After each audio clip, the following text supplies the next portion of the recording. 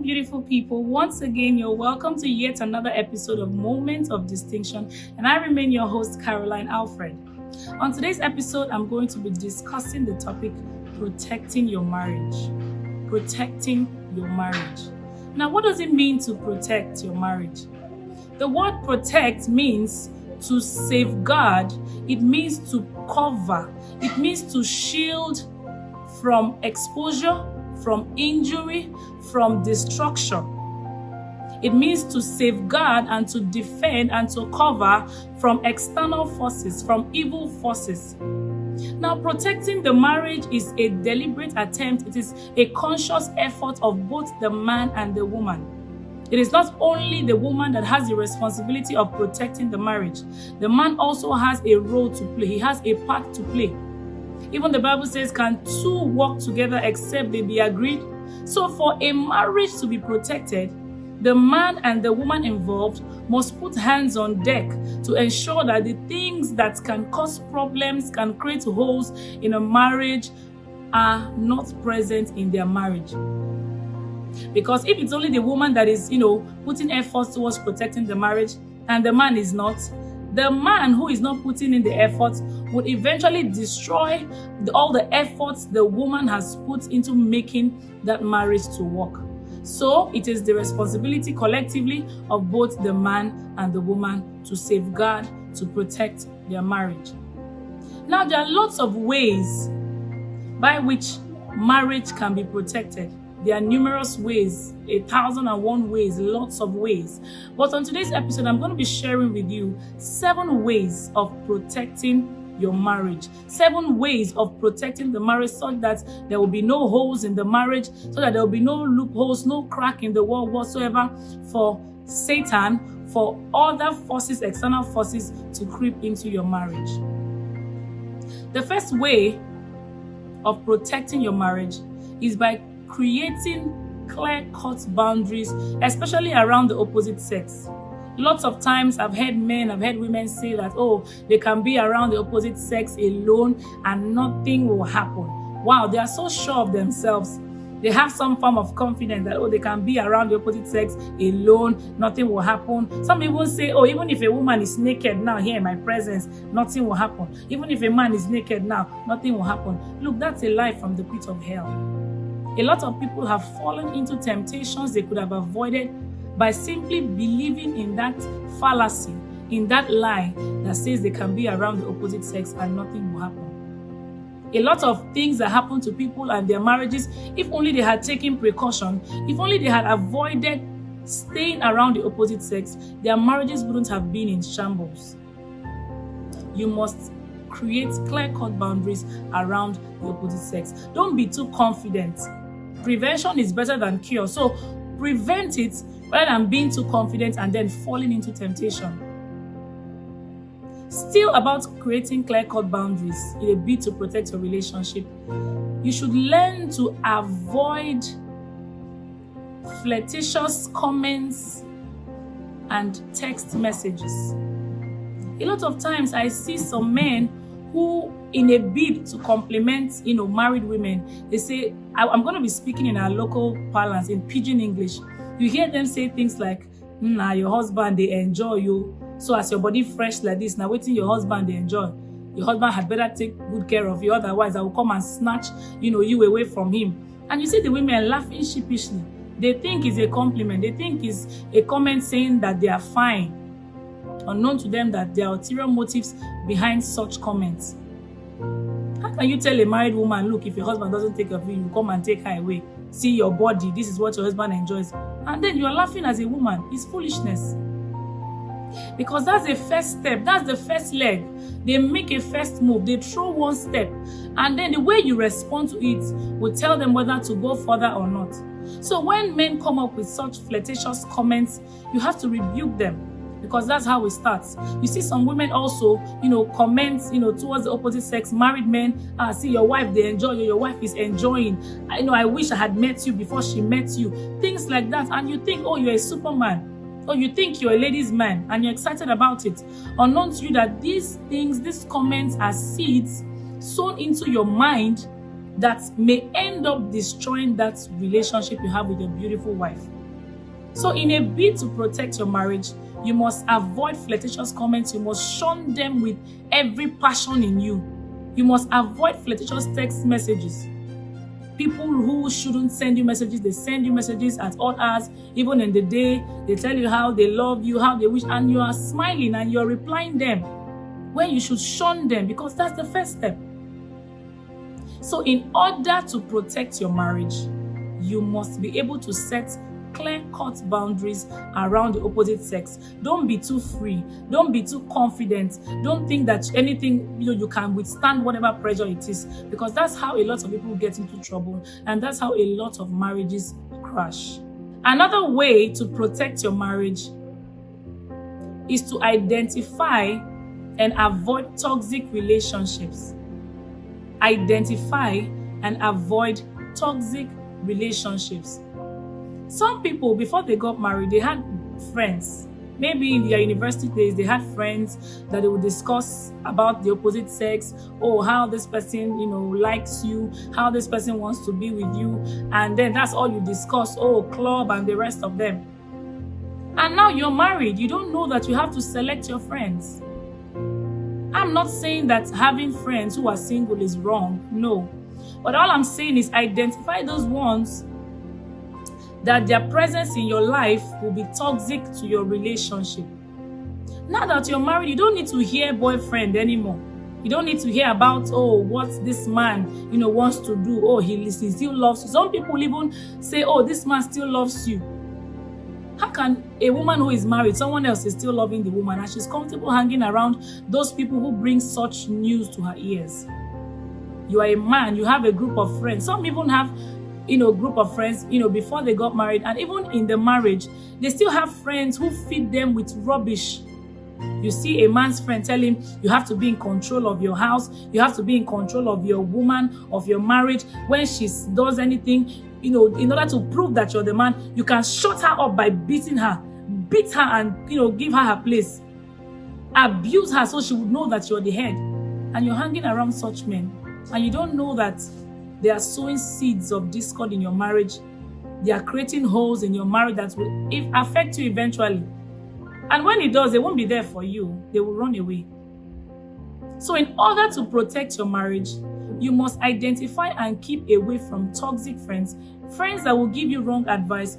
Friends that will give you bad advice. Some women have friends who would advise them to take revenge on their husbands. He cheats on him too. He's doing it, so do it. Cheat on him. Kill him. If he does anything, poison him, stab him. Things like that. And then you think when you stab him, the government will fold their hands and clap for you, or the law would, clap for you. Aside paying back for your crime, your marriage will be destroyed. Even the Bible says, blessed is the man that walks not in the counsel of the ungodly. Now, the counsel of the ungodly means blessed is the man who does, when I mean man, it's both for the man and the woman. So blessed is that man, blessed is that woman who does not go according to ungodly counsel, who does not give ear to ungodly counsel. Blessed is he, blessed is she. So if you must protect your marriage, then you must be able to detach yourself from friends who are likely to cause problems in your home. Another way you can protect your marriage is by communicating with your partner. Both of you should always talk. If there are things you're uncomfortable with in the relationship, talk about it. Talk about it, discuss it. Discuss it in love. Know the right time. Use the right words. Use the right tone. Under the right atmosphere. Discuss with your partner. And don't keep grudges. Sometimes some men, some women keep grudges in their hearts. They keep piling it up. Things that ordinarily should have been resolved within a twinkling of an eye. And then when the grudge has gotten to a next where they can no longer take it, they burst, they explode. and they begin to say things that they were not meant to say ordinarily. And the partner is surprised. Is it this small thing I just did that has warranted all these things? Unknown to the partner that, the other person has been heaping things in his mind without talking about it. You must communicate. It has been proven over time that couples that communicate with each other, share, very great bonds. You should learn to talk to your partner. You should learn to communicate with him, know how it is going with you, ask him how he's faring, how she's faring. And with that, you'll be able to close every loophole the enemy wants to, bring into your home. Not talking to your partner, before you know it will look like you're keeping malice. Yeah, both of you are in the same house, but you're not flowing, things are not going on well because you're not talking. You don't know how your partner feels. He or she doesn't know how you feel. So in order to protect your relationship, you must learn to communicate with your partner. Another way to protect your marriage is to avoid keeping secrets. If you must protect your marriage as a husband, as a wife, then you must avoid keeping secrets. Why would you keep secrets? The Bible said Adam and Eve were naked and they were not ashamed. They were open. They had nothing to hide and they were not ashamed. So as a husband, as a wife, it is wrong for you to keep secrets from your partner. The only reason why most people keep secrets, keep passwords, to their phones, to their gadgets, they keep it hidden, keep it secret away from their spouse, is because they have something to hide. If you don't have anything to hide, why would you, especially those passwords that your partner doesn't know? I mean, if you have passwords because of security reasons, maybe if your phone gets missing or something happens so that outsiders don't get to check. Okay, but your spouse should at least know the passwords to your phones and to your gadgets. He should know because both of you are one. On the day you got married, both of you agreed to become one. So if you are one with your spouse, why should you keep secrets? Secrets that are material, that are important to your current marriage, your current relationships. You shouldn't keep those things secret. Some people have health issues. They have been married for 5 years, 6 years, 10 years, and their partner doesn't know about it. Some people have children out of wedlock. They had children before they got married or in their present relationship, and their partner doesn't know. And these things are material to your present relationship. These things can actually cause a problem in your relationship. Yet you say you want to protect the marriage. How can you use your own hand to destroy your marriage, to destroy your home? Something that you have built, you want to destroy it by keeping secrets. I mean, you do yourself disfavor as a husband, as a wife, if you keep secrets. And then don't blame your partner if the partner reacts in a way that you don't like. Yes, because you kept secrets away from him or her. Things are better known when the partner is the one telling the other person, and not when someone else comes from outside to say, oh, your wife did this, your wife has done this, your wife is doing this, or your husband has done this, your husband is doing this, your husband wants to do this. I mean, it can destroy your relationship that you have built over time. So one way to protect your marriage is by avoiding to keep secrets from your spouse. Another way of protecting your marriage is by respecting your spouse and by making your family members respect your spouse. Some people think that their lifestyle, their character, when they were single, they just import everything hook, line, sinker into their relationship. Some people are very insultive before they got married. Some people have certain character, certain, attributes that should be dropped when you get married, but they still bring it in. Some women don't respect their husbands. Some women insult their husbands. They can go as far as telling him you are stupid, you are mad, you're crazy, you're good for nothing. Some men also, on the other hand, insult their wives. They tell them how stupid they are, how they are regretting, marrying her, and all sorts of things. You insult your partner. By doing so, you are not protecting your marriage. By doing so, you're letting holes into your marriage. Why would you insult your husband when the Bible said the wives should honor their husbands and that husbands should love their wives? If you honor your husband, you won't insult him. Honor doesn't breed insults. Love doesn't breed insult. So either ways, both love and honor entails respect. So you must respect your partner. You must also go the extra mile of making your family members respect your spouse. You don't allow your wife to face problems alone. I've seen some men, and that baffles me. You see some men who are married and then they let their brothers beat up their wives. They let their sisters insult their wives. And they are okay with it. They do nothing about it. Even if the person is your elder, you have a way of handling it. You don't expose your wife to such kind of treatment. Because you and your wife are one. If your elder brother insults your wife, he has insulted you. If your sister insults your wife, she has insulted you. So as the man, as the husband, you have to stand up to your responsibility. Make sure your family respects your wife. There may be challenges, but there are other ways of handling it than to let them begin to maltreat her, insult her, and beat her up. On the other hand, some women, they present their husbands before their family in such a way that, the family member insults the man, they, call him names, and they don't respect him. That is very wrong. You'll be destroying your marriage with your own hands. The moment you get married, you should make it clear that your family members must respect your husband. If there are things they wish to express about him that they don't like, they should come to you. And of course, as a woman, you should always defend your husband and try to make peace. And then when you come back home, you can talk to him about it. And not selling your husband off to your family. Sometimes what you'd say to them, you may have forgiven your husband, but your family members will still remember. That's why I don't encourage women to sell their husbands off to their family. If you have issues at home, between you and your husband, discuss it between yourself. Don't let it out. Don't let it go out. Because if anything happens in the end, they will still use that thing against you. So a wise woman does not wash her dirty linen in public. Also, a wise man protects his wife and makes sure that the family respects her. Also, the woman should do the same. A wise woman should make sure that her family members respect her husband. Another way of protecting your marriage is by expressing love towards each other. The man should learn to express love to the wife. The woman should learn to express her love for her husband. They should learn to compliment each other. They should learn to celebrate each other. Some men don't even tell their wives that they look beautiful. Some men don't bother to tell their wives that their clothes are fine or they look good. Even the women, some women don't tell their husbands the same thing.